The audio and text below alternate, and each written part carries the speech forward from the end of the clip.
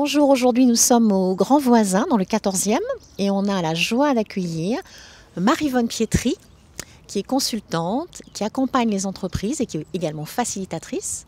Marie-Vonne Pietri, est-ce que tu peux un petit peu nous expliquer qui tu es? Oui, bonjour. Alors, donc je suis Marie-Vonne, effectivement. Je suis quelqu'un qui est pas mal navigué dans le secteur des entreprises, puisque j'ai démarré en fait mon activité par 18 années dans différentes organisations, plutôt des grands groupes, Hoffmann-La Roche, enfin Seiko, etc. Et un jour, j'ai eu un peu une révélation, c'est-à-dire que je travaillais dans une entreprise de création de parfums. J'étais adjointe du directeur de l'usine et tous les jours, cet homme allait visiter, donc nous allions ensemble visiter l'entreprise, une entreprise de parfum. C'est surprenant parce que c'est nickel en fait, c'est très très brillant, c'est très très beau. Et j'avais toujours cette vision des cols bleus et des cols blancs, avec toujours un peu une difficulté des cols bleus de prendre vraiment leur place quand il y avait les cols blancs. Donc les cols blancs, c'était les ingénieurs. Les cols bleus, c'était plutôt les ouvriers, des machines, des mélanges, etc. Et un jour, en visitant ces ateliers, il y a vraiment un flash qui m'est tombé. Je me suis dit, j'ai envie d'aider à ce que les cols bleus et les cols blancs, il n'y ait plus de séparation. Évidemment, il y aura une séparation en termes de métier, en termes de capacité, en termes de responsabilité, mais moi, c'était l'être humain qui m'intéressait et ce clivage ne m'intéressait pas. Et donc, je crois qu'à partir de ce moment-là, toute ma vie a été tirée vers ce fil-là, d'enlever les clivages et les séparations et faire en sorte que l'humanité soit une. Très bien, vraiment Marie-Vonne, justement. Comment est-ce que tu as pu mettre au fur et à mesure donc, en place un petit peu cet accompagnement des entreprises pour aller vers justement l'humain au centre? Alors, ça a été un vrai chemin personnel déjà, parce que pour s'adresser et comprendre l'humain, il m'a fallu passer par ma propre compréhension, mon propre chemin. Donc ça a été un long chemin de travail sur moi, mieux me comprendre, non pas me développer, mais plutôt me dépouiller, pour faire de la place et de l'espace, et justement enlever ces cloisons pour libérer de l'espace, et entrevoir les choses de plus en plus différemment, avec de plus en plus de largeur d'esprit. Donc j'ai été vraiment toucher la question du corps, parce que voilà, nous ne sommes pas qu'une tête, nous sommes aussi un corps, et je sentais depuis le départ à quel point le corps était mobilisateur d'énergie, au même titre d'ailleurs que le corps social, j'en parlerai un peu plus tard. Donc j'ai fait un long travail de recherche sur la question du corps, je suis devenue thérapeute corporelle, j'ai aidé des personnes justement à dénouer les nœuds, comme je l'avais moi-même fait au préalable, parce que si je dénoue les nœuds à l'intérieur de moi, je suis plus libre d'exercer ma créativité, d'être avec les autres, d'être en relation avec les autres. Et ça, je trouvais que c'était vraiment un sujet clé. Voilà, la sophrologie, le souffle, la respiration. Je travaille beaucoup sur l'idée du troisième souffle, puisqu'on s'aperçoit que beaucoup de monde est essoufflé. Les entreprises sont épuisées, essoufflées, et on cherche un petit peu vite quelle va être la solution miracle qui va nous sortir de ce qui paraît être une impasse. Donc ça a été le parcours, et donc je me suis formée au coaching, à l'accompagnement. À l'époque, je vivais à Lisbonne, j'ai vécu 12 ans à Lisbonne en expatriation, donc j'ai appris le portugais et je me suis dit, tiens, je vais me lancer à faire du coaching pour des dirigeants.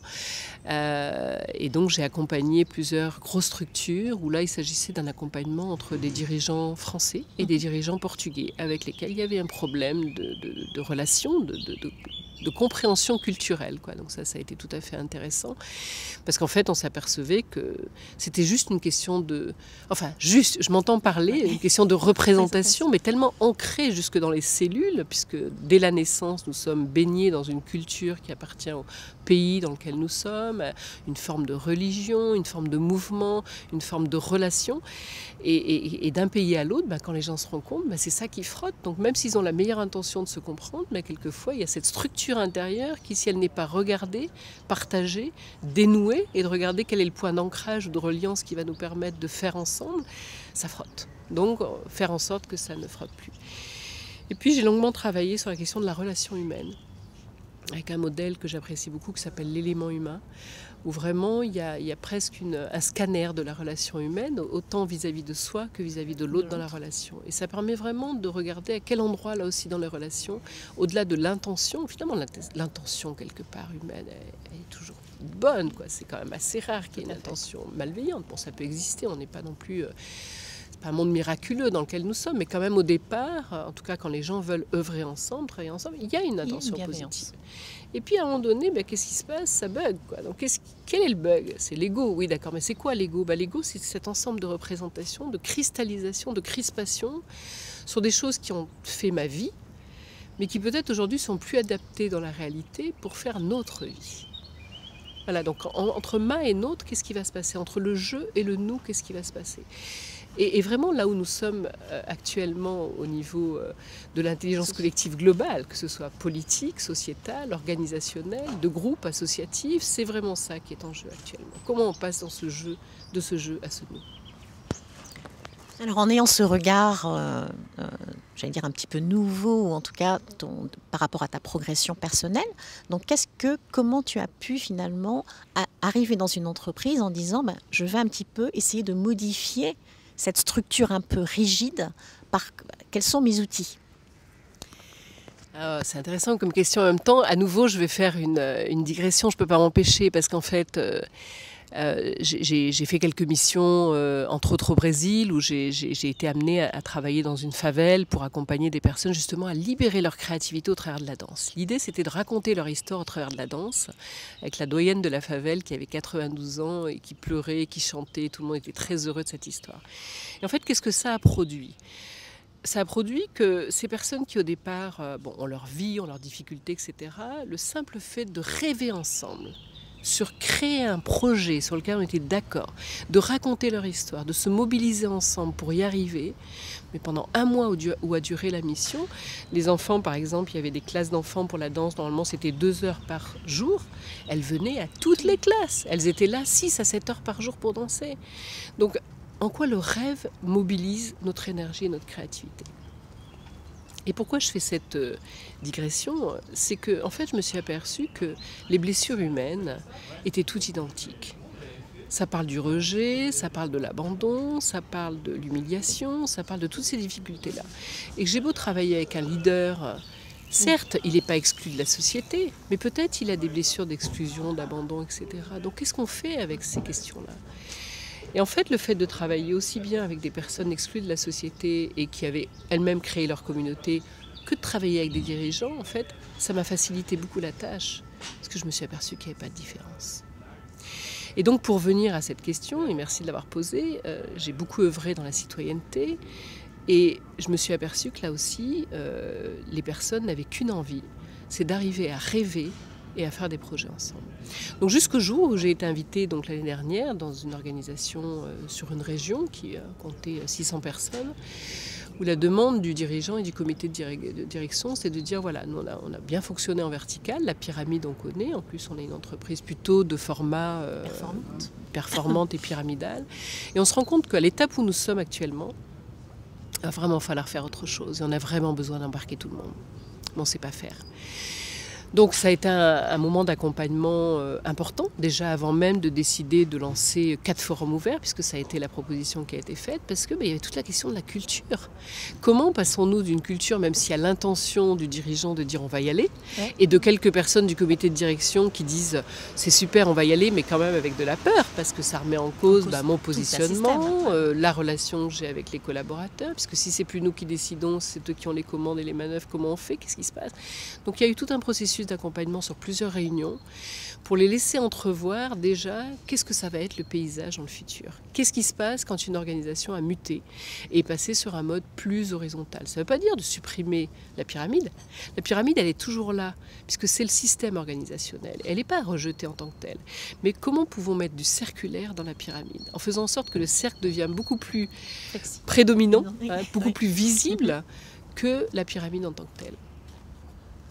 Donc il y a eu beaucoup de réunions d'accompagnement où vraiment il y a eu une acculturation sur qu'est-ce que c'est de travailler en transversal, comment ça va fonctionner, qu'est-ce qu'il va falloir céder comme terrain aux personnes. Et nous avons démarré par une réunion avec une trentaine de personnes du top management pour déjà leur faire vivre un mini forum ouvert, un mini World Café. Voilà, donc le World Café qui est effectivement cette capacité d'être ensemble sur plusieurs espaces et de faire tourner les personnes pour réfléchir et être surpris par la production des uns et des autres. Et au bout de la journée, en fait, les personnes étaient waouh! Alors c'est intéressant parce qu'il y a toujours ce moment de surprise. Qu'est-ce qui va nous arriver? Donc avec certaines peurs, une tentative de reprendre le contrôle, mais qu'est-ce qu'on va faire? Où on veut arriver? Je dis, mais nous allons y arriver ensemble. Donc le résultat n'est pas encore connu. Voilà. Et c'est ça, la difficulté. le plus difficile. C'est-à-dire nous sommes quand même dans des modes de fonctionnement linéaires en termes de pensée. Question, réponse. Hein, j'ai une question, je veux aller. Ou j'ai un besoin, je vais aller à cet objectif, je vais réaliser.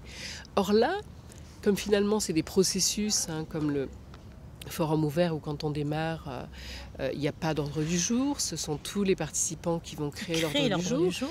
Donc la vraie question, alors je vais démarrer peut-être par le processus. Donc du coup, il y a eu cette journée, puis ensuite nous avons décidé de faire 4 forums ouverts de 150 personnes sur à peu près 2-3 jours d'intervalle, avec force de vidéos, de photos. Il y a eu tout un processus de dynamisation par le biais d'Internet, par la plateforme de l'entreprise, où les gens recevaient des pushs, des photos, des petites vidéos d'1 minute, et du coup, ça a créé une dynamique pendant une dizaine de jours, une quinzaine de jours dans l'entreprise, et ça a duré encore plus longtemps, où les gens se sont dit, il se passe quelque chose.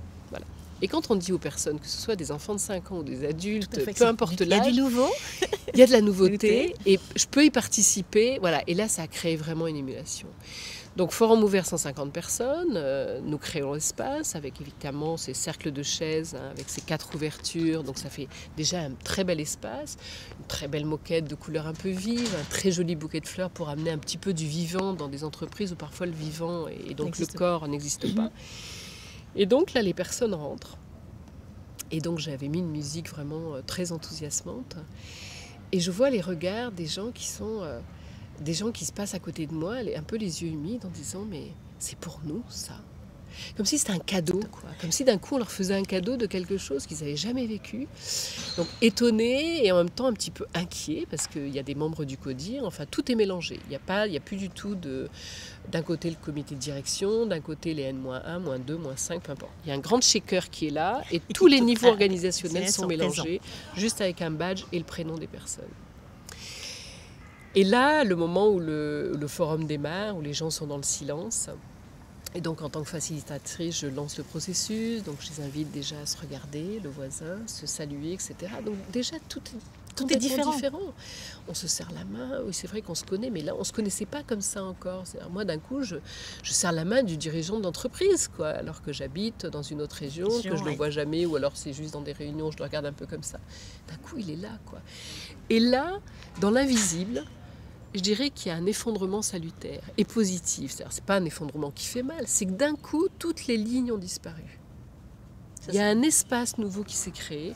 Et ça, c'est complètement invisible, c'est complètement intangible. Donc, c'est toujours un peu difficile de raconter ces espaces-là. Il n'y a qu'une chose, c'est de les vivre. C'est de les vivre. Parce que d'un coup, et si c'était possible? Alors évidemment, une fois que le lancement du forum est fait, donc le processus est expliqué, les personnes savent comment ça va fonctionner, là, il y a eu un grand moment.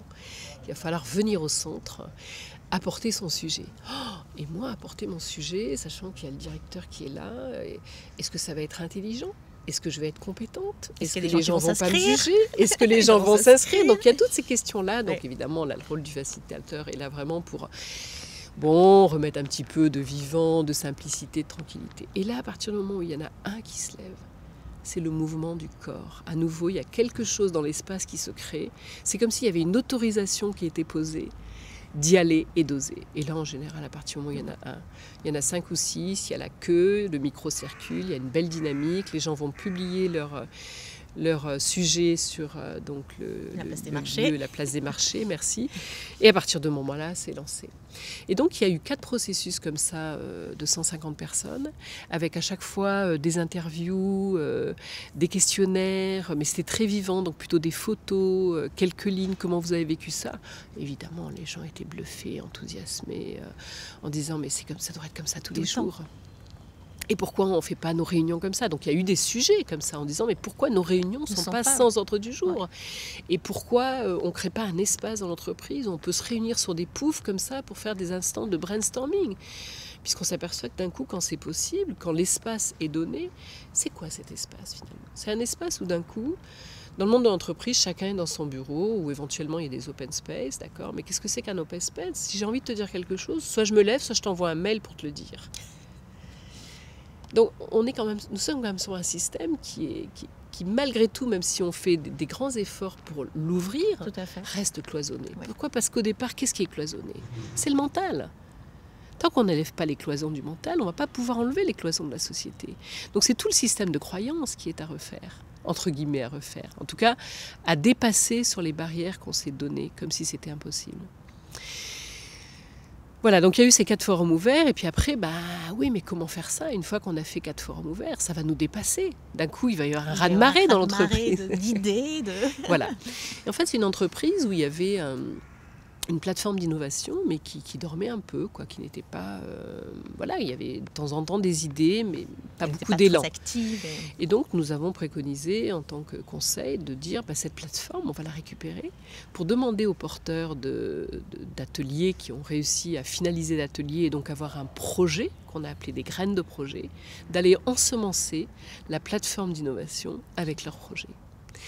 Et à l'issue des 4 forums, il y a eu 100 projets. 100 porteurs de projets pour 600 personnes, vous imaginez. C'est énorme. C'est énorme. C'est énorme. Là où au départ, quand la mission a été lancée, c'était quand même un gros questionnement. Mais est-ce que ça va marcher? Est-ce que les gens vont participer? Parce que quand même, quand on passe du pyramide, allez-y, on vous donne les clés ou presque. C'est pas si simple. Et en fait, ça a très très bien marché. Et ensuite, donc il y a eu un mois vraiment entre les deux où... nous nous sommes dit qu'il faut laisser vraiment aux gens la possibilité de poser leurs graines de projet et de faire en sorte que l'entreprise s'engage à s'inscrire en fait. Moi, ce projet-là m'intéresse, je te rejoins, je m'inscris. Et ensuite, on s'est dit, déjà dans le début du processus, on avait dit ce qui serait intéressant, c'est d'avoir à la fin 2 ruches collaboratives. On ne savait pas encore très bien ce qu'on allait mettre dedans. Je vais vous dire la vérité, 15 jours avant, on ne savait pas ce qu'on allait mettre dedans.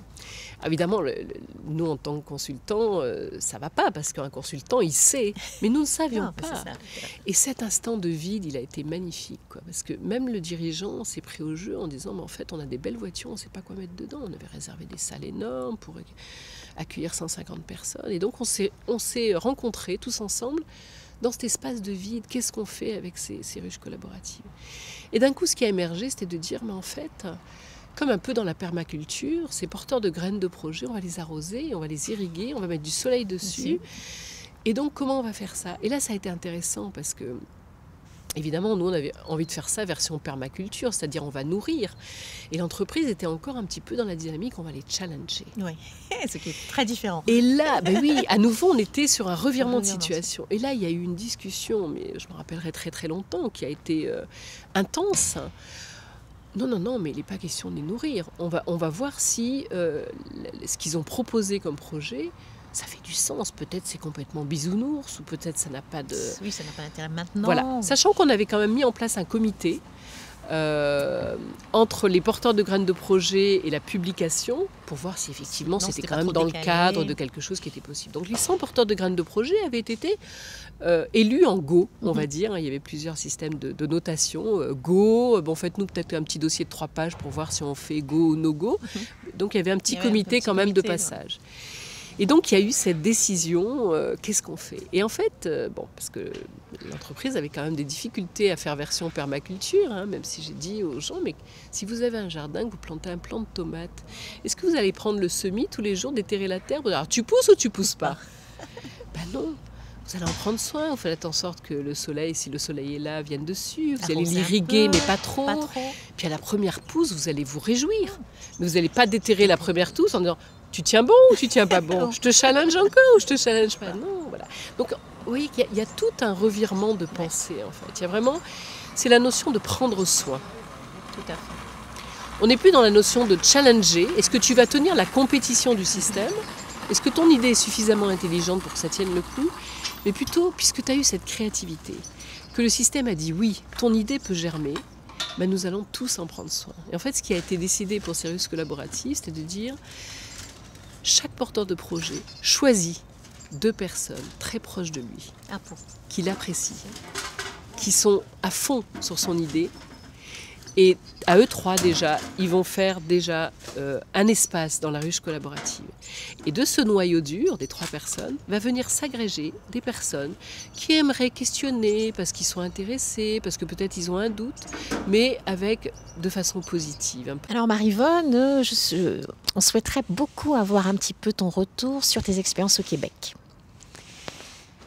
Alors, au Québec, j'ai eu l'opportunité déjà d'aller me former pour moi. Et du coup, j'ai offert un atelier, ce que je fais souvent, en fait. Quand je vais dans un pays, j'offre un atelier. J'aime bien ce troc d'énergie. Et d'abord, je reçois beaucoup et j'aime bien donner aussi. Et j'ai eu une expérience qui m'a troublée. Accompagnant l'élément humain depuis de nombreuses années en France. Donc c'est un séminaire qui dure 5 jours, qui vraiment travaille sur la relation à soi, la relation au nôtre. J'observais à quel point c'était difficile, souvent pour les personnes, de parler de leurs émotions, hein, j'en parlais tout à l'heure déjà. De verbaliser, je suis touchée, je suis émue, je suis triste, je suis en colère, je suis agacée, je suis frustrée, bref, quelconque émotion. Et souvent, nous y arrivions à peu près le 3e ou 4e jour, vers la fin, quoi. Et d'un coup, les gens s'apercevaient que, waouh, mais quand j'exprime mes émotions, je me sens beaucoup mieux, en fait. D'un coup, je me sens reliée, connectée, entier. Bon, viva, comme on dit au Brésil. Et donc là, j'ai animé un groupe sur 2-3 heures avec des éléments, de l'élément humain en musique, comme j'aime le faire aussi. Et puis, au bout de 30 minutes, j'avais quand même envie de sentir ce qui se passait pour les personnes, parce que finalement, cette culture, je ne la connaissais pas ou peu. Et j'aime bien rester bien en contact avec les personnes pour être cohérente aussi dans ce que je propose. Voilà. Et là, j'ai été très touchée d'un commentaire d'une femme qui, mais vraiment très spontanément, avec le cœur ouvert, m'a dit « Mais tu sais, Maryvonne, moi j'ai ressenti quelque chose là dans mon ventre, ça m'a fait une énergie très très forte qui est montée dans mon cœur et ça m'a procuré une joie. » Bref, cette femme, en l'espace de 2 minutes, se livrait avec une spontanéité, une aisance, une simplicité, une fluidité. Et d'autres personnes derrière ont eu à peu près le même partage. Et j'ai été très touchée de voir que, en tout cas de ce que je connaissais, qui est finalement une expérience de quelques heures, donc je ne peux pas parler de la culture au Québec juste sur cette expérience, mais en tout cas de ce que j'en ai retenu, c'est qu'il y avait une vraie fluidité, une vraie simplicité, et que l'humain était finalement dans un rapport d'humain à humain beaucoup plus simple. Il n'y avait pas de section. À nouveau, on revient sur cette question-là. Je peux parler de moi en étant intégrale, en étant dans mon émotion, et je sais que tu vas me recevoir à cet endroit-là. J'ai pas peur, quoi. Et du coup, si j'ai pas peur, je me juge pas, je me retiens pas, et c'est fluide, quoi. Et du coup, ça crée une dynamique dans le groupe d'ouverture, mais incroyable. On a été dans des champs de partage, je dirais pas intime, mais presque, parce que finalement l'émotion, hein, en tout cas en France, c'est de l'intimité, hein. Alors tu nous as parlé donc et on a adoré ton expérience de forum ouvert.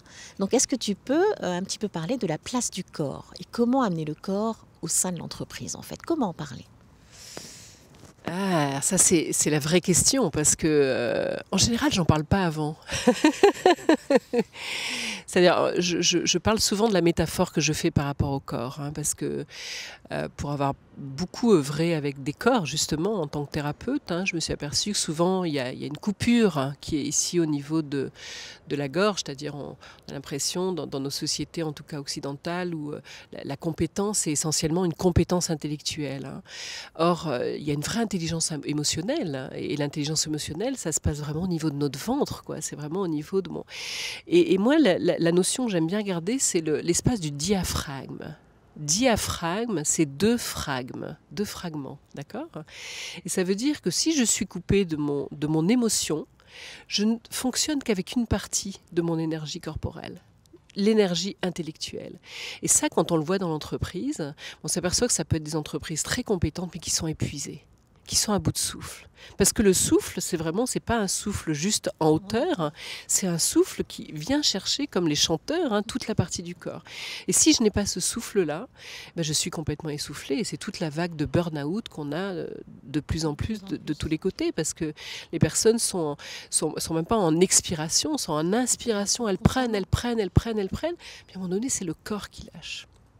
Donc dans les entreprises en général, et le forum ouvert m'y aide beaucoup quand je fais des forums ouverts, mais encore la semaine dernière j'animais avec 55 top managers sur un travail sur la vision, hein, où on allait travailler sur nos talents, nos succès, nos réussites, nos éléments de fierté. Donc déjà quand on démarre une animation avec ces questions-là, mais les gens respirent. Déjà, quand vous leur parlez, est-ce que vous pouvez partager votre plus grand succès de l'année dernière? Et partagez-le avec l'autre avec enthousiasme. Puis avant de le partager, serrez-vous les mains. Serrez-vous les 2 mains comme ça. Regardez-vous dans les yeux et dites-vous comment vous vous appelez.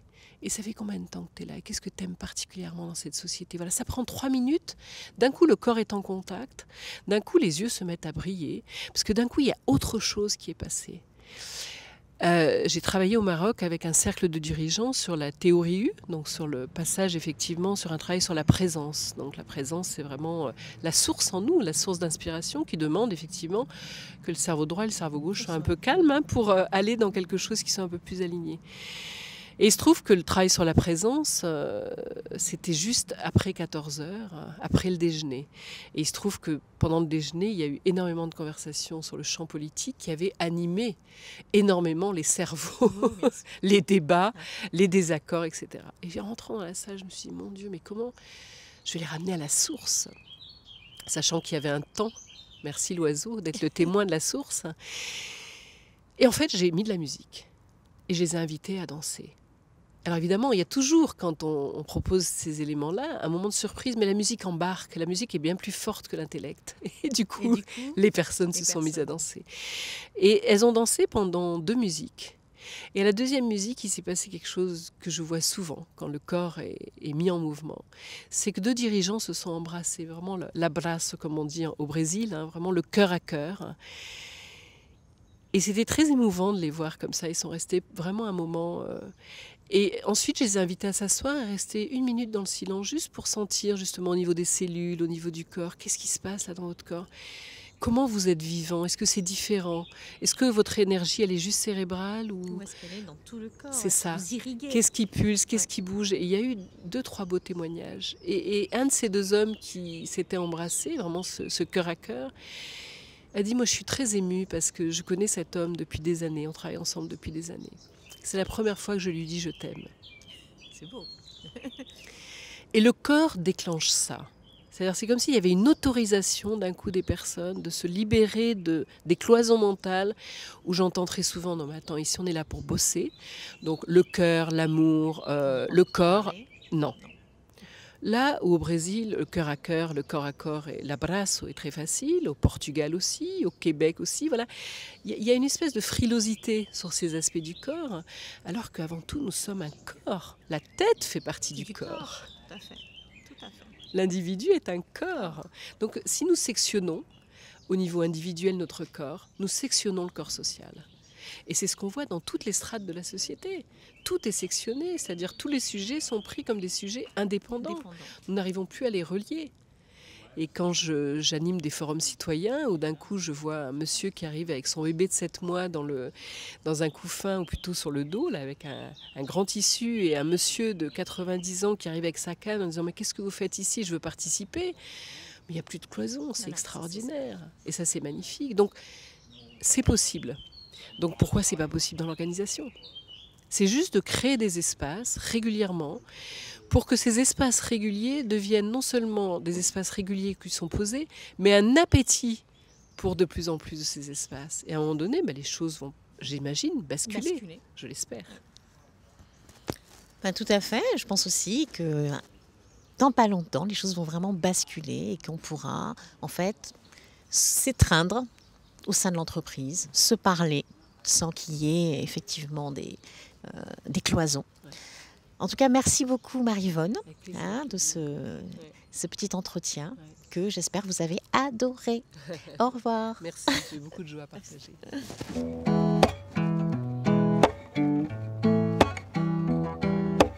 Tu vois, j'ai juste envie de donner du sens à mes actions. J'ai juste envie que mes actes soient remplis de quelque chose au-delà